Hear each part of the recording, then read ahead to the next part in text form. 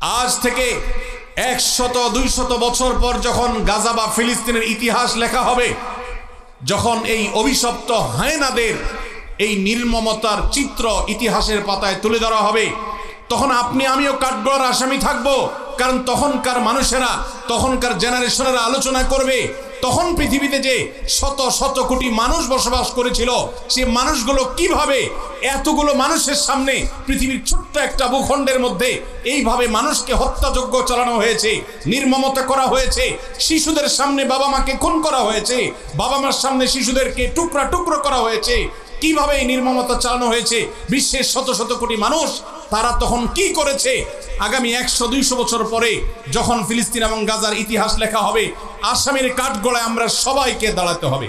একদিকে মানব ইতিহাসের সবচেয়ে বর্বরচিত হত্যাযজ্ঞ, গণহত্যা চলছে দিন দুপুরে বিশ্বের শত শত কোটি মানুষের সামনে ফিলিস্তিনের গাজায়। আজ সেখানে মানবতা এমনভাবে ভুলুণ্ঠিত হচ্ছে, ঝড় তুফানে আমরা গাছের পাতা উড়ে যেতে দেখি, সেখানে বোমার আঘাতে মানুষের দেহ আকাশে উড়ে যেতে আমরা দেখেছি। প্রিয় ভাইরা, আজকের বিশ্বকে বলা হয় সভ্য পৃথিবী, আজকের পৃথিবীকে বলা হয় নাকি মানবিক পৃথিবী। আজকের পৃথিবীর সভ্যতা এবং মানবিকতার ধ্বজাধারে ধারণকারী যারা, তাদের মুখোশ, তাদের আসল রূপ, তাদের আসল চেহারা, চরিত্র আজ দিনের আলোর মতো পরিষ্কার হয়ে গেছে। গাজায় প্রতিনিয়ত শিশু হত্যা চলছে, ফিলিস্তিনের ভিডিওগুলো দেখবার মতো অবস্থা নাই। একটু আগে একটা ভিডিও দেখছিলাম, আল্লাহ তাআলা আমাকেও একটা বাচ্চা দিয়েছেন 8-10 বছরের। 8-10 বছরের একটা ছেলে 5-6 বছরের একটা ছেলেকে, ছোট ভাইকে বড় ভাই সান্ত্বনা দিচ্ছে, মাথার উপরে হাত বুলাচ্ছে। ছোট ভাই বড় ভাইয়ের কোলে মাথাটা রেখে চোখের পানি ফেলছে, অঝরে কাঁদছে, কারণ তাদের বাবা মাকে শহীদ করে দেওয়া হয়েছে। বড় ভাইটা ছোট ভাইয়ের মাথার উপর হাত বুলাচ্ছে আর তাকে সান্ত্বনা দেওয়ার চেষ্টা করছে, ব্যর্থ চেষ্টা। শত সহস্র শিশু আজ এতিম হয়েছে, শত সহস্র মা বাবার বুক আজ খালি হচ্ছে। যারা নারী অধিকার নিয়ে পান থেকে চুন খসলেই চিৎকার চেঁচামেচি করে, সেই মানুষগুলো আজ পাথর হয়ে গেছে। তাদের চোখের সামনে শত সহস্র মা বোনকে আজ খুন করা হচ্ছে। প্রেগনেন্ট মহিলাদেরকে রেখে সেই হসপিটাল বম্পিং করে উড়িয়ে দেওয়া হচ্ছে। আজ সেখানে শিশুদের আর্তনাদে আকাশ পাতাল ভারী হয়ে উঠছে। কোন স্থাপনার সেখানে বাকি নাই যেটা ভেঙে চুরে গুড়িয়ে দেওয়া হয়নি। উপর থেকে ড্রোন শট নেওয়ার ছবি দেখলে ভাবতে কষ্ট হয়, বিশ্বাস করতে কষ্ট হয়। একটা শহর, একটা জনপদকে এইভাবে মাটির সাথে মিশিয়ে দেওয়া যায়। সবচেয়ে অবাক করা বিষয় হলো, এই হায়নারা, এই অভিশপ্ত ইহুদিরা, এদের সবচেয়ে বেশি সমর্থন প্রকাশ্য দিবালোকে যারা করে, তারাই আমাদেরকে সবচেয়ে বেশি সকাল বিকাল মানবতার সবক শুনাইতে আসে। প্রিয় ভাইরা আমার, আজ পৃথিবীর তথাকথিত সভ্য, তথাকথিত উন্নত দেশগুলো প্রকাশ্য দিবালোকে এই অভিশপ্ত দেশকে তারা সমর্থন করছে, যারা মুসলমানদেরকে তাদের ভূখণ্ডে যুগ যুগ ধরে আজ খুন করে আসছে, তাদের রক্ত নিয়ে হোলি খেলায় মেতে উঠেছে। আজ সেখানে মানবতার চিৎকারে, আর্তচিৎকারে আকাশ পাতাল ভারী হয়ে উঠছে। আজ থেকে 100-200 বছর পর যখন গাজা বা ফিলিস্তিনের ইতিহাস লেখা হবে, যখন এই অভিশপ্ত হায়নাদের এই নির্মমতার চিত্র ইতিহাসের পাতায় তুলে ধরা হবে, তখন আপনি আমিও কাঠগড়ার আসামি থাকব। কারণ তখনকার মানুষেরা, তখনকার জেনারেশনেরা আলোচনা করবে তখন পৃথিবীতে যে শত শত কোটি মানুষ বসবাস করেছিল, সে মানুষগুলো কিভাবে এতগুলো মানুষের সামনে পৃথিবীর ছোট্ট একটা ভূখণ্ডের মধ্যে এইভাবে মানুষকে হত্যাযজ্ঞ চালানো হয়েছে, নির্মমতা করা হয়েছে, শিশুদের সামনে বাবা মাকে খুন করা হয়েছে, বাবা মার সামনে শিশুদেরকে টুকরা টুকরো করা হয়েছে, কিভাবে এই নির্মমতা চালানো হয়েছে বিশ্বের শত শত কোটি মানুষ তারা তখন কি করেছে। আগামী 100-200 বছর পরে যখন ফিলিস্তিন এবং গাজার ইতিহাস লেখা হবে, আসামির কাঠগড়ায় আমরা সবাইকে দাঁড়াতে হবে। আল্লাহর কাছে আমরা ক্ষমা চাই, হে আল্লাহ আপনি আমাদের অক্ষমতাকে মাফ করে দিন, আমাদেরকে আপনি সক্ষমতা দান করুন। মুসলমান দেশগুলোর যারা তথাকথিত নেতা হিসেবে দায়িত্ব পালন করছে, আল্লাহ আপনি তাদের ঈমানি চেতনা বৃদ্ধি করে দিন, তাদেরকে মুসলমান হওয়ার তৌফিক দান করুন, তাদেরকে মানুষ হওয়ার তৌফিক দান করুন। ভাইরা আমার, ফিলিস্তিন ইস্যুতে আমার 3টি কারণে অনেক বেশি অনুতাপ হয়, আফসোস হয়, আক্ষেপ হয়।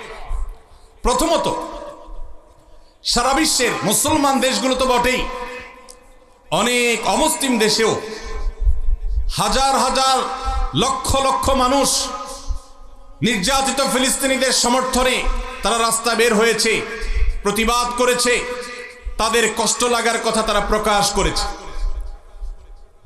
পৃথিবীর দ্বিতীয় বৃহত্তর মুসলিম দেশ বাংলাদেশ, এদেশের মানুষের মধ্যে ধর্মীয় আবেগ অনেক বেশি, আমরা অন্যের কষ্ট এভাবে দেখতে পারি না।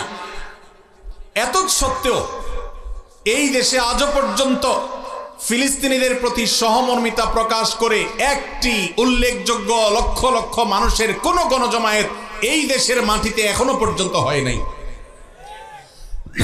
আমার লজ্জা হয়, কষ্ট হয় যখন দেখি ফিলিস্তিন ইস্যুতে প্রত্যেক দল আলাদা আলাদা ব্যানার নিয়ে 2-4-10 হাজার মানুষ নিয়ে তারা প্রতিবাদ করে। এটাকে ফিলিস্তিনিদের সমর্থন নাকি নিজের দলীয় প্রচারণা, একমাত্র আল্লাহ তাআলা ভালো জানেন। আমরা ফিলিস্তিন ইস্যুতে সকল দল মত চিন্তা দর্শনের ঊর্ধ্বে উঠে মানবিকতার জায়গা থেকে সবাই এক কাতারে দাঁড়িয়ে একটি বারের জন্য বিশ্বকে আমরা জানিয়ে দিতে পারি, বাংলাদেশের মানুষজন আমরা ফিলিস্তিনি মাজলুম মানুষদের সাথে আছি। আল্লাহ আমাদের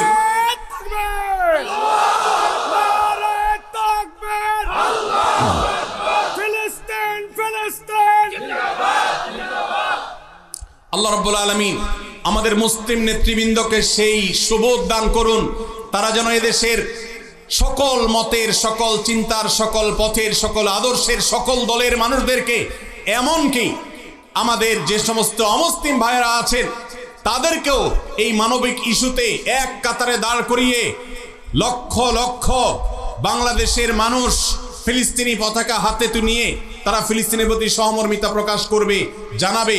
এই চেষ্টাটা আমরা করতে পারি কি পারি না ইনশাআল্লাহ। আল্লাহ আমাদের সবাইকে সেই তৌফিক দান করুন। এই ইতিহাস এই দেশে রচনা হোক, আমরা সেই দোয়া রব্বে করিমের কাছে আজকে ফরিয়াদ করছি। আল্লাহ আমাদের এই একটা মিছিল, একটা প্রতিবাদ, একটা বার্তা বিশ্ব মিডিয়াকে দেওয়ার মতো কাজ এখনো পর্যন্ত এই ভূখণ্ড থেকে আমরা করতে পারি নাই। এর চেয়ে বড় লজ্জার বিষয় আর কিছু হতে পারে না। অমুসলিম দেশগুলো, জাপানের মতো দেশে হাজার হাজার মানুষের বিশাল বড় গণজমায়েত হয়, সেখানে এই অভিশপ্তদের এমবাসি ঘেরাও করার মতো ঘটনা ওইসব দেশে ঘটে। দুর্ভাগ্যজনক বাস্তবতা, আমাদের দেশে যার যার মতো আমরা কথা বলি, আমরা মিছিল করি, ব্যানার নিয়ে দাঁড়াই, প্রতিবাদ করি, মানববন্ধন করি, কিন্তু সবাই ঐক্যবদ্ধভাবে বিশ্বকে জানাবার মতো একটা ঐতিহাসিক সমাবেশ, ঐতিহাসিক গণজমায়েত আমরা আজও করতে পারি নাই। ইনশাআল্লাহ অচিরেই সেটা হবে। আল্লাহ আমাদেরকে সেই তৌফিক দান করুন। দ্বিতীয় আমার আফসোসের কারণ ফিলিস্তিন ইস্যুতে, আপনারা জানেন অন্য অমুসলিম দেশগুলোতে পর্যন্ত, খোদ আমেরিকাতে পর্যন্ত ইহুদিদের বিভিন্ন প্রোডাক্টগুলোকে অত্যন্ত কার্যকরভাবে বয়কট করা হয়েছে। আমাদের এই দেশে প্রত্যেকটা দোকানে দোকানে, প্রতিটা দোকানে দোকানে আপনি পাবেন ইহুদি পণ্যে পরিপূর্ণ ভরপুর সয়লাব। আমরা অনেকে আছি যারা ফিলিস্তিনি বাচ্চাদের ভিডিও দেখে চোখের পানি ফেলি, কিন্তু আমাদের ওয়াশরুমে গেলে হ্যান্ড ওয়াশটা দেখা যায় ইহুদিদের। আমাদের ওয়াশরুমে গেলে দেখা যায় সাবানটা কেনা হয়েছে যে যে সাবানটা আমি টাকা দিয়ে কিনে এনেছি আমার পকেট থেকে, সেটা ইহুদিদের তৈরি করা। আমি যে সফট ড্রিঙ্কসটা গিলছি ডক করে, সেটা ইহুদিদের তৈরি করা। এই সমস্ত পণ্য আপনি যখন মুদি দোকান থেকে কিনেন, আপনি কোনো দোকান থেকে যখন ইহুদিদের কোনো পণ্য কিনেন, তখন আপনি পণ্য কিনেন না, আপনি মূলত ইহুদিদেরকে চাঁদা দেন বোমা হামলা করবার জন্য। আপনি যেটাকে টাকা দিয়ে সম্পদ কেনা, মাল কেনা মনে করছেন, এটা মাল কেনা নয়, এটা অভিশপ্তদের বোমাবাজিতে সাহায্য করা। লজ্জার বিষয়, কার্যকরভাবে বাংলাদেশে এখনো পর্যন্ত ফিলিস্তিন ইস্যুতে আমরা একটা বয়কট কার্যকরভাবে করতে পারি নাই।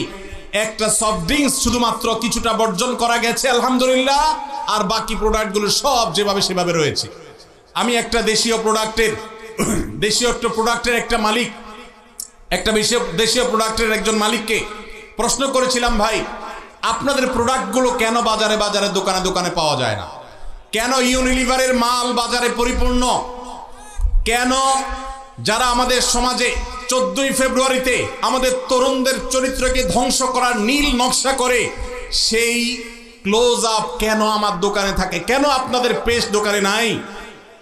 আমাকে সেই বাংলাদেশি কোম্পানির মালিক, বাংলাদেশি প্রোডাক্ট তৈরি করেন সেই ব্যবসা প্রতিষ্ঠানের মালিক, তিনি আমাকে বলছেন, ভাই লজ্জার কথা, আমাদের দেশে এক শ্রেণীর, সবাই নয়, এক শ্রেণীর অসাধু কর্মকর্তা কর্মচারী আছে সরকারি অফিসগুলোতে, যারা এই সমস্ত ইহুদি কোম্পানিগুলো, বিদেশি কোম্পানিগুলো থেকে টাকা পয়সা খেয়ে, ঘুষ খেয়ে, তাদের জন্য সকল সুযোগ সুবিধা, সকল ফ্যাসিলিটিসকে এমন ভাবে প্রোভাইড করে যে আমরা দেশীয় প্রোডাক্ট যারা প্রস্তুত করি, তৈরি করি, তারা তেমন কোনো সুবিধা করতে পারি না। তার এই কথার বাস্তবতা আছে। আমিও কিছুটা অনুভব করার চেষ্টা করেছি, অনুসন্ধান করার চেষ্টা করেছি। দুর্ভাগ্যজনক বাস্তবতা, আমরা সাধারণ মানুষও আমাদের নিজস্ব উদ্যোগে ইহুদিদের পণ্য মুক্ত আমাদের বাসা করব, সেটা আমরা করতে পারি নাই। মনে রাখবেন, আপনি যদি ইহুদিদের পেস্ট না কিনেন, তাদের সাবান না কিনেন, তাদের প্রসাধনী না কিনেন, তাদের কোনো প্রকার আইটেম আপনি না কিনে তার জায়গায় যদি একটা মুসলিম দেশের তৈরি করা, আপনার নিজের দেশের তৈরি করা কোনো জিনিস আপনি নেন, কোয়ালিটি যদি একটু খারাপ হয়, দাম যদি একটু বেশিও পড়ে, আপনার এই কিনার কারণে, এই যে আপনি স্যাক্রিফাইস করলেন, একটু কম কোয়ালিটির জিনিস নিলেন, আবার দাম একটু বেশি দিলেন, এই স্যাক্রিফাইসটা কিয়ামতের ময়দানে ফিলিস্তিন ইস্যুতে আপনি আপনার ন্যূনতম দায়িত্বটা পালন করতে পেরেছেন, এই হিসাবে আল্লাহর কাছে হাজির হবে। এর সওয়াব আপনি আল্লাহর কাছে লাভ করবেন ইনশাআল্লাহ। আমরা কারা কারা আছি ইহুদিদের পণ্য মুক্ত করব আমাদের বাসাগুলোকে? কারা কারা আছে? আল্লাহ আমাদের সবাইকে তৌফিক দান করুন। আমাদের বাসা বাড়িতে ইহুদি পণ্য থাকবে না, ঠিক আছে তো ইনশাআল্লাহ? কোনো মুদি দোকান থেকে আমরা ইহুদি পণ্য কিনবো না, প্রয়োজনে আমি সফট ড্রিঙ্কস গিলবো না, দেশিটা থাকলে খাবো, না হলে খাবো না। একবার বাংলাদেশ বিমানে আমি কোথাও ট্রাভেল করতেছিলাম, আমাকে কোকা কোলা দেওয়া হলো। আমি বললাম, কেন কোকা কোলা? আমার দেশীয় ক্যারিয়ার, আমার দেশীয় সফট ড্রিঙ্কস নাই, কেন আপনি বিদেশি সফট ড্রিঙ্কস খেতে আমাকে বাধ্য করবেন? প্রতিবাদ স্বরূপ আমি এটা খেলাম না, নিয়ে যান, অন্তত একটা বোতল বাঁচবে। আর আপনার কর্তৃপক্ষকে জানাবেন, একজন কাস্টমার প্রতিবাদ করেছে, তিনি দেশীয় সফট ড্রিঙ্কসরা বিদেশি সফট ড্রিঙ্কস খান। সফট ড্রিঙ্কস এমনিতে স্বাস্থ্যের জন্য ক্ষতিকর, সেখানে ইহুদিদের যে সফট ড্রিঙ্কস আপনি গিলছেন, এটা সফট ড্রিঙ্কস না, এটা রক্তে ভরা বোতল। অতএব আমাদের বাসা বাড়িকে ইহুদি পণ্য থেকে মুক্ত করবো তো ইনশাআল্লাহ। আমি বাংলাদেশি মুসলমান হিসেবে লজ্জিত যে ফিলিস্তিন ইস্যুতে আমরা একটা কার্যকর একটা বয়কট, একটা বর্জন, এটা আমরা করতে পারি নাই। ভাইরা আমার, আজকে আমরা যারা এখানে সমবেত হয়েছি, আমরা কি একটু প্রতিজ্ঞা করতে পারি, আমার জীবদ্দশা, আমার জ্ঞাতসারে, আমার পকেটের টাকা দিয়ে ইহুদি কোনো পণ্য আমি কিনবো না, না খেয়ে থাকবো, কোনো প্রসাধনী প্রয়োজনে ব্যবহার করব না, কিন্তু ইহুদি পণ্য আমি কিনবো না ইনশাআল্লাহ। সবাই চেষ্টা করে যাবে তো ইনশাআল্লাহ। দোকানদার ভাইদেরকে উদ্বুদ্ধ করবেন যে আপনি ইহুদি পণ্য বিক্রি করেন না, ঘোষণা দেন এবং তার জন্য ফেস্টুন টানায় দেন। আমরা প্রচার করব আপনার দোকানের যে অমুক দোকানদার ভাই তিনি ইহুদি পণ্য বিক্রি করেন না, তিনি ইসলামী চেতনা মাজলুমদের পক্ষে অবলম্বন করে তিনি তার এই স্যাক্রিফাইস করেছেন।